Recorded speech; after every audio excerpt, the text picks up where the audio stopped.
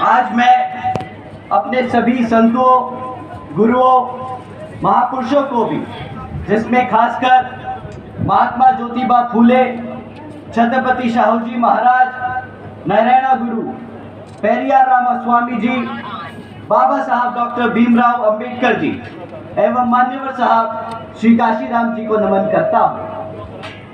साथियों, इस लोकसभा के संबंध में जरूरी बात आप लोगों के बीच में रखने से पहले मैं बहुजन समाज पार्टी की राष्ट्रीय अध्यक्ष व उत्तर प्रदेश की 4 बार मुख्यमंत्री व पूर्व सांसद आदरणीय बहन जी के नाम से लोकप्रिय आदरणीय बहन कुमारी मायावती जी को पूरे तहे दिल से आभार प्रकट करता हूं। साथियों, जिन्होंने अपनी पूरी जिंदगी वामसेफ, DS4 व BSP के जन्मदाता एवं संस्थापक मान्यवर साहब श्री काशीराम जी के बताए हुए रास्ते पर चलकर परम पूज्य बाबा साहब डॉक्टर भीमराव अंबेडकर जी के मानवतावादी व आत्मसम्मान एवं स्वाभिमान के मूवमेंट के कारवां को अपने आजीवन त्याग, तपस्या व कड़े संघर्ष के जरिए नई राजनीतिक ऊर्जा, शक्ति व पहचान दी है तथा उत्तर प्रदेश जैसे विशाल महत्वपूर्ण राज्य में 4 बार अपनी पार्टी BSP की नेतृत्व में सरकार बनाकर खासकर बहुजन समाज के लिए एक ऐसी मिसाल बन गई है जिससे प्रेरणा लेकर करोड़ों लोग आज यहाँ सामाजिक परिवर्तन व आर्थिक तरक्की के मिशनरी कार्य से जुड़ चुके हैं।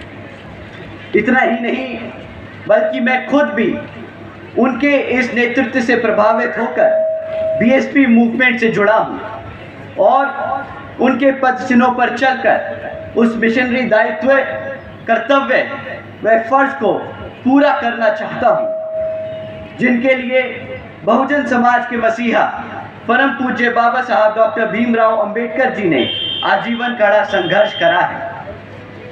साथियों, जैसा कि आप सब जानते हैं कि लोकसभा आम चुनाव चल रहे हैं और इन लोकसभा चुनावों में दुश्मन हमारे बीच में रहकर साम दाम दंड भेद का इस्तेमाल करके हमारी पार्टी को, हमारे कार्यकर्ता को अंदर से गुमराह व कमजोर करने की कोशिश करेगा।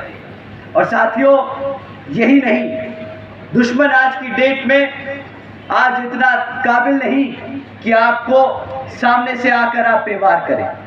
साथियों, दुश्मन आजकल बहरूपियों का रूप लेकर एक बहरूपिये की तरह एक कार्यकर्ता, एक प्रत्याशी, एक पदाधिकारी के रूप में आप लोगों को भटकाने का काम कर सकता है।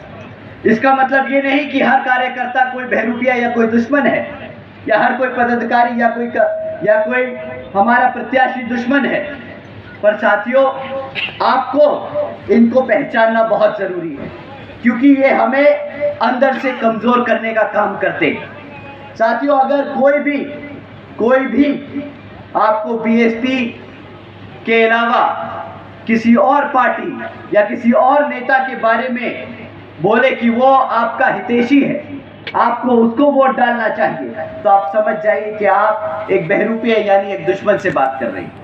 आप यहाँ पे सब बैठे हैं, यहाँ पे हमारे बड़े बुजुर्ग और माताएं हैं। आप लोग बखूबी जानते हैं कि बाबा साहब को भारत रत्न की उपाधि के लिए कितना संघर्ष करना पड़ा बहुजन समाज पार्टी को, और वो संघर्ष किसके नेतृत्व में हुआ आप बताइए साथियों? मान्यवर साहब काशीराम जी और बहन कुमारी मायावती जी के नेतृत्व में हुआ कि नहीं हुआ, बताइए। अब अगर कोई कार्यकर्ता, कोई नेता ये बोले कि भाई आपका सही हितैषी बहुजन समाज पार्टी या बहन जी नहीं है, तो बताइए कि गद्दार से बात कर रहे हो कि नहीं? बताइए, कोई देशद्रोही, कोई गद्दार टाइप का आदमी ही होगा जो ऐसा बोलेगा कि नहीं? जय भीम, जय भीम। तो साथियों, आपको इन बहरूपिये से संभल कर रहना है, और ये बहरूपिये हमारा आप जानते हैं बहुजन समाज कितना बड़ा है। बहुजन समाज पार्टी में करोड़ों लोग सदस्य हैं, परंतु ये 4-5 लोग मिलकर इन लोगों पे नजर नहीं रख सकते। तो आप सबको अपने कान आंख खुले रखनी होगी और इन लोगों को पहचानना बहुत जरूरी होगा। जैसे ही आप इस दुश्मन को पहचाने, इसको सतर्क करने की जरूरत नहीं है, इसको बिल्कुल भी सतर्क करने की जरूरत नहीं है। आप इनको बस समाज से अलग कर दें, पार्टी से अलग कर दें, इन लोगों की बातों में ना आए और इन लोगों से सावधान रहें।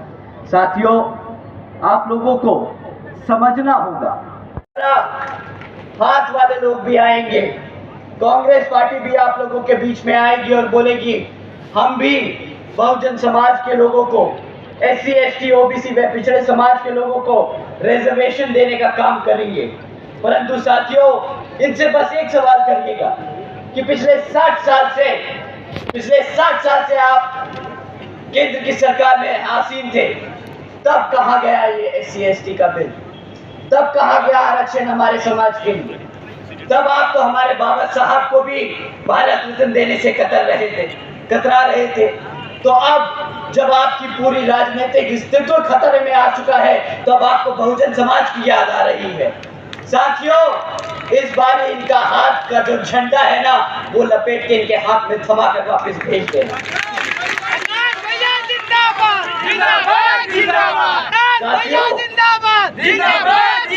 साथियों, इन लोगों पे बहुत समय जाया कर दिया। हम आपको बहन जी के मॉडल ऑफ गवर्नेंस के बारे में बताना चाहते हैं।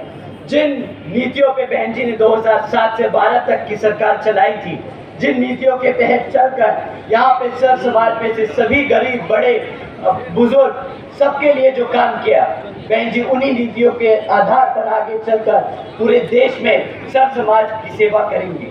साथियों, आप जानते होंगे कि बहन जी ने महामाया गरीब बालिका आशीर्वाद योजना चलाई थी। साथियों, इस योजना के तहत बहन जी ने हर एक गरीब बच्ची को पैदा होते वक्त ही 1 लाख रुपए सीधा उसके खाते में देने का काम किया था। साथियों, देश में पहली बार गरीब के घर में एक लखपति लड़की पैदा हुई थी, वो भी बहन जी के शासनकाल में। साथियों, इसी क्रम में बहन जी ने सावित्रीबाई फुले बालिका आशीर्वाद योजना चलाई थी, जिसके तहत बहन जी ने 12वीं तक की शिक्षा अपनी बच्चियों के लिए फ्री करी थी, क्योंकि बहन जी बाबा साहब की कही बात को बहुत अच्छे से समझती है और मानती है। बाबा साहब कहते थे कि शिक्षा वो शेरनी का दूध है, जो पिएगा वो दहाड़ेगा। बहन जी ने इस योजना के तहत अपने प्रदेश की हर एक बच्ची को शेरनी बनाने का काम किया। साथियों, शेरनी बनाने का काम किया। ये तो अरे नारा बोल के भी तुम बेटियों की बात कर रहे हैं भाई, वो बेइज्जती करने की बात है, मत करो, बेइज्जती करने की बात है। अगर बेटियों को बढ़ाना है तो मुफ्त में शिक्षा दे के दिखाओ। अगर बेटियों को बढ़ाना है तो उनको IAS ऑफिसर IPS ऑफिसर बनाओ, उनको आरक्षण अलग से दो, उनके लिए सुविधा दो। कितनी बात करती है ये सरकार अपनी बहन बेटियों की, कितनी बात करती है। कांग्रेस की सरकार चल रही है और राज्यों में कितने रेप के केस सामने आते हैं हर रोज, कितने केस आते हैं बलात्कार के सामने रोज। भाजपा की सरकार चल रही है, कितने रेप के केस पकड़े गए।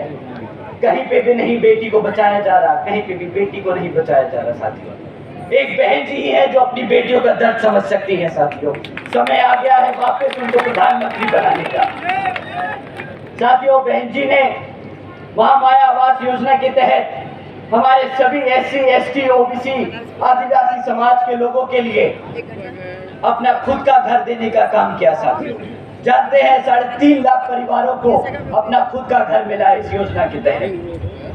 साथियों, यही नहीं बल्कि हमारे युवा साथियों को जानकर अच्छा लगेगा कि बहन जी ने अपने शासनकाल में 90,000 से ज्यादा अधिक सफाई कर्मचारियों को नौकरी दी थी, 1 लाख से अधिक शिक्षकों को नौकरी दी थी, 2 लाख से अधिक पुलिस फोर्स में जवानों को भर्ती किया था और 6 लाख से अधिक अपर कास्ट समाज में से सभी जरूरतमंद लोगों को सरकारी नौकरी देने का काम किया। साथियों, बहन जी का मॉडल अपनी बच्चियों को मुफ्त में शिक्षा, हमारे गरीब भाइयों को रोजगार, बेरोजगार युवाओं को रोजगार, गरीब परिवारों को छत देने का काम है।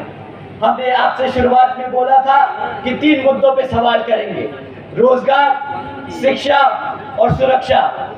सुरक्षा पे ये लोग फेल, शिक्षा पे ये लोग फेल, रोजगार पे ये लोग फेल। परंतु बहन जी की सरकार में शिक्षा भी मिली, रोजगार भी मिला और सुरक्षा के लिए मुझे बोलने की जरूरत नहीं है। बहन जी लॉ एंड ऑर्डर पूरे देश में नहीं, पूरी दुनिया में लोग जानते हैं उसके बारे में। साथियों, आप लोगों का और समय ना लेते हुए मैं आप लोगों से बहन जी के द्वारा ये खास अपील करता हूं कि इस लोकसभा चुनाव में